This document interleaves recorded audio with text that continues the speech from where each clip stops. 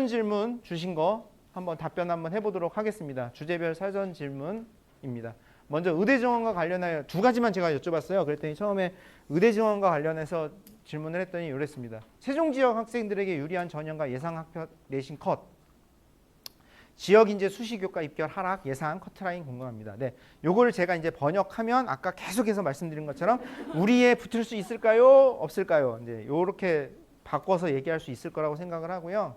지역 인재가 아무래도 일반 전형보다는 조금은 여유 있게 좀 할 수 있다라는 거는 분명히 말씀드릴 수 있고요. 보통 의예에서 교과 전형 기준으로 얘기를 할 때 1.1, 1.2에서 왔다 갔다 해요. 컷이 보통은. 네. 보통의 직어국 메이저는 뭐 더 1.0 몇까지 가는 경우도 있고 보통은 1.1 몇, 1.2 몇에서 이렇게 닫힌다라고 보시면 됩니다. 그런데 이만큼 인원이 늘어났잖아요. 그러면 이거에 따라서 분명히 내려가긴 할 겁니다. 저는 분명히 이게 내려가지 않을 거라고 예상하진 않아요. 내려가긴 내려가는데 그 폭을 계산하기가 너무 어렵습니다. 그 폭을 계산하기가 너무 어렵습니다. 네. 근데 아주 막 의미 있게 내려가지는 않을 거라고 생각해요. 소폭 내려가지 않을까라고 생각을 합니다. 네. 그래서 요거는 지금 뭐라고 제가 참 말씀드리기 어려워요. 네. 이거는 죄송하지만 답답하시겠지만 여기저기서 좀 이런저런 이야기들도 한번 들어보시고 담임선생님들과도 한번 상담해 보시면서 하시면 어떨까 싶습니다. 의대 증원으로 지방의대에 진학하는 것은 유리해졌지만 그죠? 이거 뭐 객관적으로 봤을 때 분명히 인원이 많이 늘어났기 때문에 유리해진 건 맞습니다. 그런데 일반고 평범한 학생부로 메이저 의대 학종으로 진학하는 것이 더 어려워진 것은 아닐까요? 라고 질문을 주셨는데 제가 여기서 질문 몇 개를 좀 빼볼게요. 일단 여기 빼고요. 그 다음에 여기 어려워진 거 빼고요. 일반고 평범한 학생부로 메이저 의대 학종 진학하는 것은 불가능입니다. 그건 있을 수가 없습니다. 그러니까 의대 증원이 됐다 안 됐다와 관계없이 이건 안 됩니다. 이건 안 되는 거고요. 학종으로 그러면은 우리 애가 의대를 가기 위해서 도대체 어떻게 해야 되냐? 이제 데이터 이거 쭉 이제 나중에 한번 살펴보시면은 교과보다는 학종은 아무래도 조금의 여유가 있는 건 확인하실 수 있을 거예요. 근데 이 여유도 근데 사실은 막 아주 여유 있게 가는 건 아니고 보통 보면은 뭐 한 1. 아까 제가 1.2 말씀드렸잖아요. 근데 뭐 한 1.6 또는 뭐 1.78 뭐 요 정도 끝선이 이제 거기에서 왔다 갔다 하는 어떤 이런 형태로 가는 부분들을 확인하실 수 있을 겁니다. 근데 이게 사실은 1점대 애들만 하더라도 전국에 학교가 일반고 몇 개 있는지 아세요? 일반고가 몇 개 있는지 아세요? 전국에? 일반고만 했을 때 1590 몇 개가 있어요. 그럼 1600개 정도가 있다. 그다음에 거기에 자사고, 그다음에 원래 의대는 사실은 또 이제 걔네들은 못 가는 거잖아요. 특목고는 원래는 못 가는 건데 이제 또 요즘 이제 스물스물 애들이 나 토해낼래 하면서 뭐 이렇게 뭐 들어오는 경우도 있잖아요. 근데 어쨌든 그런 거 빼고 이렇게 했을 때 자사고, 특목고 일부 뭐 이렇게 하면은 뭐 사실은 뭐 한 1700에서 뭐 한 넓게 잡으면은 뭐 근데 이제 사실은 저 지역의 농어촌이나 이런 데는 아예 대입 이런 진학에 아무 관심 없는 또 고등학교들도 사실은 있어요. 그러면 이제 경쟁하는 고등학교라고 놓고 봤을 때 한 1200에서 1400 정도 보시면 됩니다. 1200에서 1400개 정도 고등학교. 근데 이제 거기에 인원 증가는 1400명 정도 된 거예요. 근데 물론 이제 지역 위주로 됐기 때문에 조금 더 있는 건데 그냥 진짜 막 너무 복잡한 이런 거 저런 거 다 고려해야 되지만 그런 거 다 빼고 그냥 어느 정도 그냥 평균적으로 그냥 딱 얘기를 한다면은 한 학교에 결국은 한 2명 정도 좀 더 늘어난 정도라고 보시면 돼요. 그게 합리적이에요. 네. 컴공을 희망하는 학생인데 의대 증원 결과 인서울이나 과학기술원 진입이 작년보다 좀 더 나아질까요? 그러니까 이분의 질문은 이거죠. 나는 사실은 의대는 별로 관심 없어. 그런데 애들이 여기로 막 넘어갈 거야. 그러니 여기 좀 비지 않을까? 이제 요걸 말씀하시는 건데 어떻게 생각하세요? 그럴 거라고 생각하세요? 아닐 거라고 생각하세요?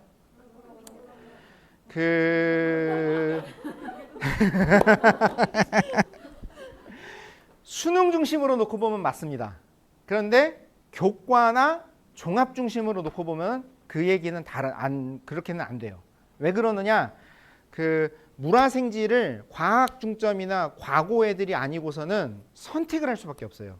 그러면은 내가 의대를 가겠다라고 생각하는 애들은 기본적으로 무조건 뭐는 선택을 해야 돼요? 화생 2까지는 선택을 해야 돼요. 그런데 컴공을 가려는 애는 무조건 뭘 선택해야 돼요? 물2를 선택을 해야 돼요. 그래서 얘가 만약에 누군가가 화생에 물투까지 해가지고 교과를 다 만들어놨어요. 그러면 얘기는 좀 달라지는데 보통은 요 조합이 그렇게 많지가 않아요. 네. 그러다 보면 그리고 이제 수능에서는 나는 컴공이야, 난 소프트웨어야, 지금 인공지능이 됐었잖아, 나는 그쪽으로 갈 거야 막 했는데 막상 수능을 딱 보고 났더니 메이저 뭐 이게 떴어. 배터리가 3칸 4칸 떴어. 뭔지 모르시나? 진학사 모의 지원 하면은 배터리로 그걸 보여주거든요. 배터리가 4칸이면은 써야 됩니다. 근데 그렇게 딱 보이건 딱 보입니다. 그러면 갑자기 어떻게 되는 거죠? 걔는 아무리 중심을 잡고 있어도 주변에서 다 말려요. 넌 의대다. 너 의대 써야 된다. 의대다. 예. 그러면 이제 움직일 수 있죠. 그런 애들은 움직일 수 있죠. 근데 이거는 정시 쪽에서, 정시 쪽에서는 조금 어느 정도 이야기할 수 있는데, 그런데 이제 문제는 여기 과학기술원은 정시 인원이 매우 작아요. 과학기술원 쪽은 거의 그냥 수시로만 뽑는 거예요. 그래서 여기를 생각하신다면은 컴공에서 저기를 생각한다면은 그냥 전공법으로 들어가는 거고, 그다음에 인서울의 일반 종합대학의 컴공이나 이런 쪽을 생각하신다면은 약간의 뭐 0.1 정도, 0.15 정도, 그 정도의 흔들림, 그 정도라고 생각하시면 어떨까라고 생각을 합니다. 기타 궁금한 걸 여쭤봤습니다. 그랬더니 두 분의 질문이 있었고요. 의대와 학생부의 중요성, 진로가 확실히 드러나게 쓰는 게 유리한지, 요즘 학생부 지향하는 방향성, 이렇게 쓰셨는데 가고 싶은 애들이 너무 많아요. 역량도 출중하고 능력 좋은 애들도 너무 많아요.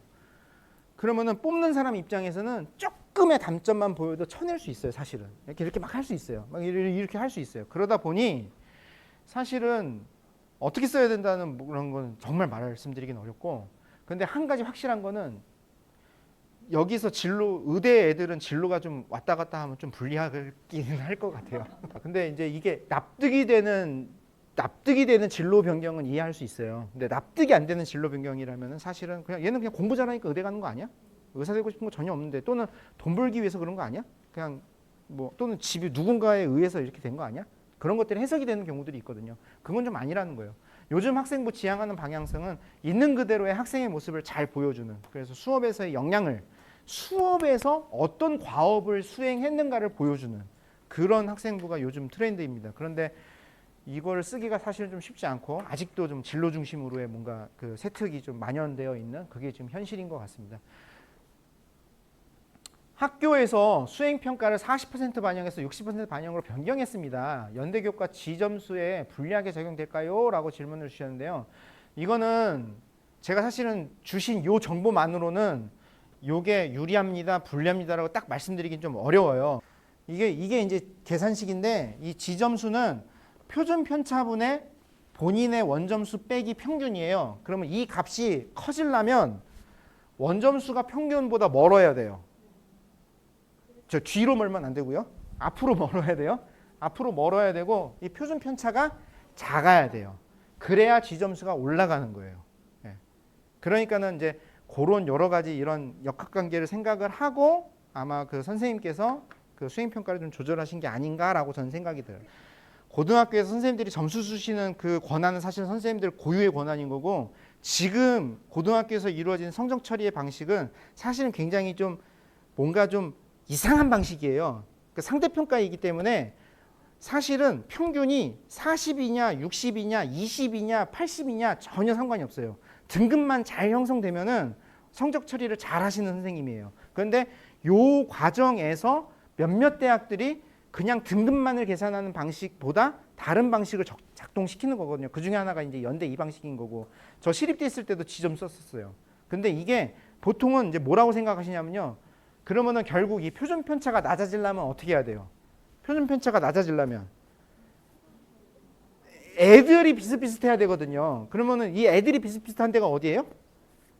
자사고나 특목고이다. 그러니까 얘는 결국은 자사고, 특목고 우대하려고 이러는 거네. 이렇게들 말씀하시거든요. 근데 저 진짜 시립대 있을 때 이 지점수를 사용한 이유는 뭐였냐면요.